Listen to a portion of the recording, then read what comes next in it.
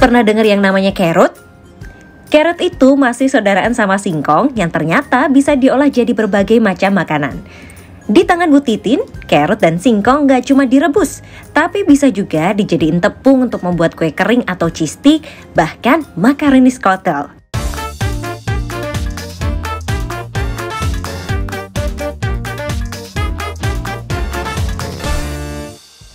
Hai people, ada yang tahu ini apa? Nah, ini mungkin sekeluarga sama singkong kali ya, tapi ini lebih tepatnya namanya carrot. Nah, ternyata si carrot ini bisa diolah loh jadi berbagai macam makanan karena dia bisa dibuat jadi tepung. Nah, tepungnya buat olahan makanan. Kita akan ngobrolin selengkapnya ya tentang gimana sih cara mengubah carrot ini menjadi makanan-makanan yang lezat dan menarik bareng sama owner dapur singkong yaitu Bu Titin. Nah, sekarang sudah hadir bersama kita Ibu Titin. Bu Titin, apa kabar? Baik, sehat Bu? Nah, ini saya kembaliin dulu nih. Carrot ya Bu, ini carrot itu sebenarnya tanaman apa sih Bu? Jadi sejenis umbi-umbian. Jadi dia sejenis dengan singkong, dengan ketela seperti itu. Oke, dan ini bisa ditanam di tanah mana aja? Insya Allah bisa. Tapi lebih cenderung tanahnya yang gembur ya. Jadi karena dia juga masuk banyak ke dalam tanah itu tajam banget. Oh begitu. Ini di daerah Gunung Pati banyak yang nanam? Iya, kalau di Semarang ini terutama di Gunung Pati sama di Tembalang itu yang paling banyak. Punya kebunnya sendiri atau beli Bu ini berarti? Bukan, kita ada petani-petani yang kita gandeng untuk bisa memproduksi ini. Oh begitu, jadi menggandeng petani lokal juga ya. Kemudian awalnya dari mana sih Bu? Kok punya inspirasi atau punya ide tiba-tiba mau membuat carrot ini jadi makanan yang macam-macam? Ya, awalnya waktu saya masih kecil, itu sering ibu saya memberi makanan ini ya. Tapi ke belakang ini kok nggak ada orang yang mengkonsumsinya. Padahal kalau orang zaman dulu itu suka banget ini karena apa? Untuk bisa menyembuhkan asam lambung seperti itu. Oh begitu. Ya, tapi kenapa akhir-akhir ini kok nggak ada yang memproduksi? Giliran saya kemudian di Gunung Pati ini saya lihat ada carrot. Saya punya inisiatif, kita coba inovasi deh. Karena apa? Kalau sekedar dibikin ini direbus atau dibikin tepung dan hanya makan bubur, pasti anak-anak sekarang pada nggak mau kan, gitu. Akhirnya kita coba bikin jadi kue kering. Nah, ini kemudian Ibu mengubahnya jadi berbagai macam makanan. Ada makanan apa aja? Kalau untuk carrot, kita ada semprit carrot, ada stick carrot, dan juga kue ulat carrot. Oke, sempritnya itu yang mana Bu berarti? Yang ini ya? Iya, ini ada semprit. Kue semprit carrot. Belum tahu bentuknya ya? Ini bentuknya seperti ini. Dan ini kita bikin tanpa gula, tanpa telur. Jadi untuk anak-anak pun aman. Wih, ternyata nih kayak kue semprit pada umumnya ya. Betul. Tapi ini istimewanya terbuat dari tepung carrot, bahkan tanpa gula, tanpa telur. Tanpa telur. Wah, ini buat yang alergi telur ataupun gula gitu bisa makan ini ya, cemilannya ya. Terus susah nggak sih Bu untuk mengolahnya dari yang bentuk seperti itu jadi tepung kemudian jadi makanan seperti ini? Nggak juga sih. Karena hobi ya. Jadi kita coba untuk inovasi lain. Nah, itu proses pengolahannya seperti apa Bu? Dari tanaman kemudian diapain? Kalau tanaman itu kita potong-potong dulu ya. Jadi biar tipis-tipis gitu, terus baru kita keringkan. Nah, proses pengeringan bisa melalui matahari atau bisa ke oven. Nah, setelah itu baru setelah kering kita blend. Oke. Itu berapa lama untuk ngeringinnya? Kalau panasnya benar-benar paling 2-3 hari bisa. Nah, kalau mendung kayak gini Bu gimana? Ya di oven. Oh, di oven. Biar tetap cepat ya. Iya. Oke. Kemudian setelah itu dia menjadi tepung. Ya, terus kita proses untuk jadi makanan ini. Berarti ini pertamanya nyoba-nyoba gitu Bu resepnya? Iya, kita benar-benar cari resep sendiri. Karena apa? Waktu itu memang dari carrot ini awalnya saya tergerak karena ada COVID. Oh, COVID ya. Karena orang yang terkena COVID biasanya ke asam lambung ya. Walaupun sebenarnya asam lambung itu bukan karena makanannya atau dia kurang telat makan gitu, enggak kayak sebenarnya juga karena faktor stres. Dengar COVID sudah kebingungan.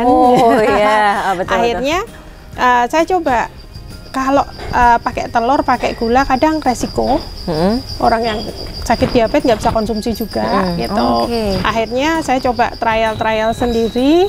Terus kemudian waktu itu temen masuk di rumah dinas wali kota, kena COVID, ngabari, saya coba tes ikan beliau. coba deh, saya muntah-muntah terus gitu kan, coba deh kita konsumsi ini gitu. Ternyata mereka terus nggak muntah lagi gitu kan. Nah dari situ mulai tergerak banyak yang ini apa sih, makanan apa sih gitu. Nah di situ kita coba berikan edukasinya bahwa carrot itu yang bagaimana sih. Oke, inovasi carrot yang pertama kali dibuat yang mana dulu nih? Semprit dulu. Semprit dulu. Ya, terus kemudian kita variasi ada ini kue ulat. Lucu banget. Jadi bentuknya seperti ulat, tapi kita bikin warna-warni. Kalau kita bikin hijau nanti orang mau makan takut ya. Iya. Benernya kayak ulat beneran ya. Dulu ya. Terus ini jadi warna-warni jadi lucu banget loh. Jadi kan lucu. Mau makan udah unik dulu kan gitu. Ini anak-anak pasti pada suka ya, Bu ya. Iya. Terus ini warnanya aja yang beda atau rasanya juga beda-beda? Hampir sama sebenarnya. Prosesnya juga hampir sama. Cuman memang kita bikin seperti ini. Terus kemudian ada yang kedua, ini ada stick ya, stick carrot. Beda ya? Kalau ini kita bikin stick carrot rasa keju. Jadi kita ada campuran kejunya. Iya. Sticknya jadinya seperti jadi kayak cendol, kita bikin kayak cendol. Kayak cendol. Aduh, ini pasti hawanya pengen ngemil sampai habis gitu ya. Satu kemasan isinya berapa gram, Bu? Kalau stick kita isinya 170 gram. 170 gram. Kalau semprit kita isinya 200 gram. Dan ini harganya berapa untuk satu kemasan? Kalau stick kita 25.000. Kalau sempritnya 30.000. Masih terjangkau banget dong ya. Dan ini berarti biasanya dipasarkannya kemana? Apakah secara online atau ada di toko-toko? Kebanyakan yang nelpon ke kami pesan itu lewat Instagram ya, gitu. Walaupun memang kita sudah ada dari Shopee, terus Lazada, Tokopedia kita juga share, tapi masih peminatnya belum karena belum banyak edukasinya. Jadi kebanyakan dari dosen-dosen Undip, dosen-dosen UNES ini banyak yang pesan. Nah itu kalau kita mau pesan atau mau cari di Shopee apa, di Instagram apa? Ya sama dapur singkong aja. Dapur pasti singkong mereka tahu, gitu ya. Oke, baik. Kalau di Instagram itu dapur singkong.smg9. Oke, itu banyak singkong.smg9. Iya. Baiklah, ini menarik ya. Ternyata olahan carrot yang mana makanan zaman dulu begitu ya. Sekarang diolah lagi jadi makanan yang kekinian. Jadi penasaran seperti apa rasanya, nanti silahkan kalau pengen coba langsung aja di search ya, dapur singkong Semarang. Oke, baik. Kita setelah ini masih akan ngobrol lagi bareng sama Bu Titin, jadi jangan kemana-mana, tetap di Ini Usahaku.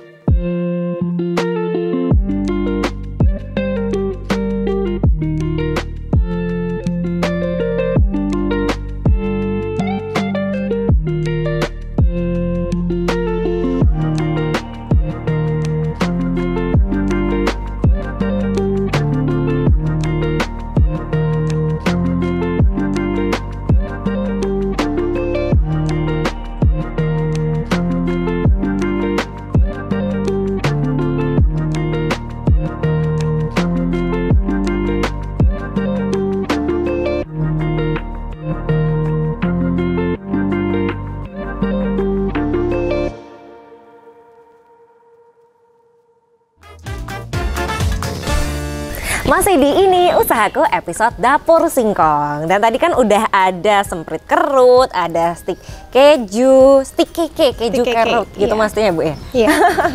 Oke, dan kemudian di sini juga ada makanan lainnya. Ini ada skotel. Tapi kayaknya kalau bentuknya agak-agak beda gitu ya, Bu? Iya. Karena biasanya kan dibikin dari makaroni, kita coba dari potensi alam di sini adanya singkong, kita coba produksi skotel singkong. Oh gitu, makanya bener nih bentuknya tuh nggak kayak makaroni, ternyata ini singkong ya. Bisa dibikin jadi skotel. Ini berarti bahannya apa aja yang di dalamnya, Bu? Ada singkong, telur, keju, susu masuk di dalamnya. Oh, kemudian dia dipanggang begitu ya? Iya. Oke. Ada 3 kali proses ya. Jadi pengukusan, kemudian pemasakan, baru pemanggangan.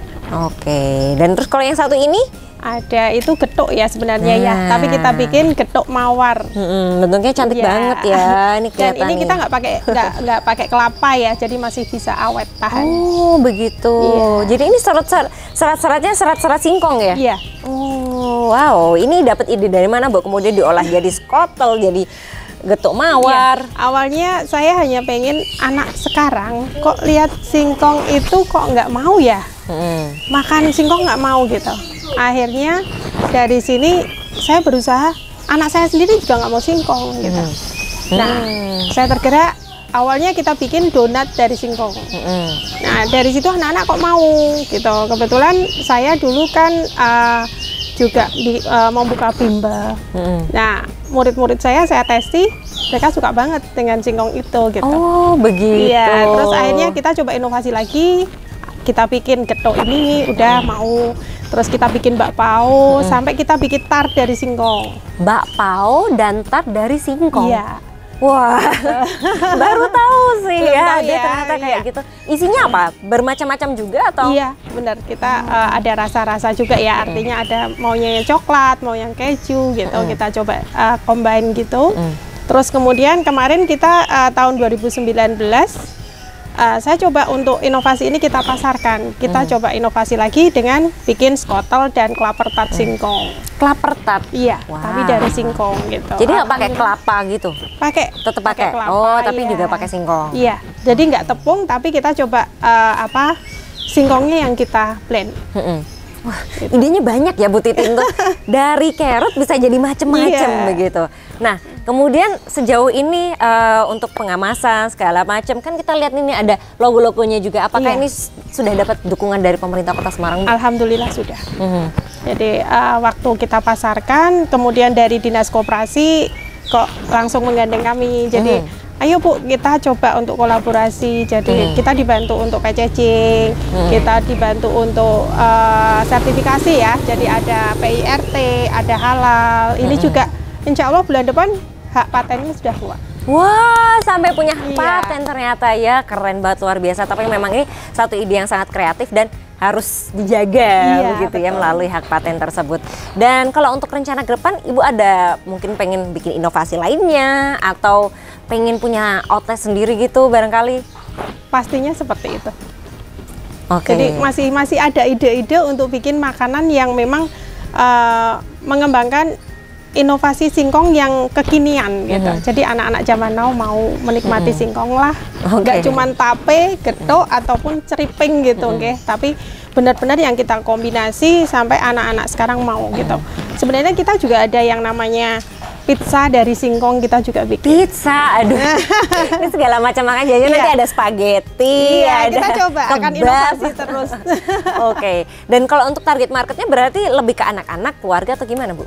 Iya, awalnya kita ke anak-anak dulu, nanti ke depan orang tua pun menikmati banget ya. Tuh, anaknya yang minta orang tua pasti ya. Mau dong. Ikut juga ya. Oke. Dan kemudian biasanya ikut ini nggak Bu, kayak pameran segala macam? Kita ikut bazar di mana-mana. Mungkin tahun ini udah ada rencana mau ada di mana biar nanti people bisa mampir Bu? Iya. Belum tahu untuk tahun ini memang kita lagi prepare karena kebetulan kita juga ada tim-tim dari UKM yang nantinya untuk mengembangkan usaha di sini untuk juga offline maupun online-nya. Nah, kalau sejauh ini paling banyak dari offline apa online Bu penjualan? Kebanyakan malah offline. Oh, offline ya. Ada minimal pembelian nggak atau berapa aja bisa? Nggak sih, kita monggo nggak apa-apa. Kadang kalau kita sifatnya pengen mencari keluarga juga ya. Jadi kadang pesan 1-2 tetap kita antar. Oh begitu. Diantar, tapi ada ongkirnya ya? Iya. Oke. Tapi daripada pesan 1-2 ya langsung pesan banyakan aja ya. Ini nerima pesanan buat arisan segala macam gitu betul. juga. Oke. Dan terus kalau untuk daya tahannya Bu, ini yang kemasan berapa? Terus kalau yang seperti ini berapa lama? Iya, kalau untuk yang kering di sini sampai 6 bulan. Jadi kita masih tahan dan rasa tidak berubah. Cuman kalau untuk yang dari singkong, kita cenderung hanya 1-2 hari ya. Gitu. Oke, baiklah, karena nggak pakai bahan pengawet juga ya. Cuman kan kalau lebaran kita juga bikin kue kering tapi dari tepung singkongnya. Oh, apa tuh kue kering segala macam ada? Iya. Jadi kita bikin nastar, bikin kastengel itu juga dari tepung singkong. Karena apa? sehat. Kedua juga kita berpikirnya ada ini nggih, anak-anak yang autis bagus banget untuk makan tepung singkong. Oh begitu. Ini di belakangnya tadi saya lihat juga ternyata ada banyak manfaat dari carrot ini ya Bu? Ini ada manfaat-manfaatnya. Wih, Jadi, luar biasa. Ini kan rendah gluten ya. Oh rendah gluten. Iya. Terus ini bisa mengatasi mah dan asam lambung, bisa sebagai pengenyal, mengatasi keracunan, mengatasi diare, mengatasi luka dalam. Kalau luka hati bisa nggak Bu? Aduh lah ini. Di dalam juga kan soalnya ya? Iya adanya di dalam ya Mbak ya. Melancarkan pencernaan, makanan pada masa penyembuhan, bahkan Iya. menambah energi. Jadi ini kelihatannya kalau misalnya kita lagi nggak sempet makan gitu ya, sedia ini aja bisa buat ganjal perut gitu ya Bu. Dan bikin lambung kita aman juga kan. Terhindar dari mah. Iya. Oke, baik. Terima kasih banyak Bu Titin. Ini Sama-sama. ngasih kita inspirasi bahwa ternyata kita nggak cuma tergantung sama tepung terigu aja ya. Banyak bahan-bahan lain yang bisa kita gunakan untuk mengolah menjadi makanan-makanan yang bermacam-macam. Semoga usahanya sukses terus Bu Titin. Amin. Terima kasih. Dan jangan lupa buat e-people segera dipesan kalau sudah tertarik dan ingin mencobanya ya.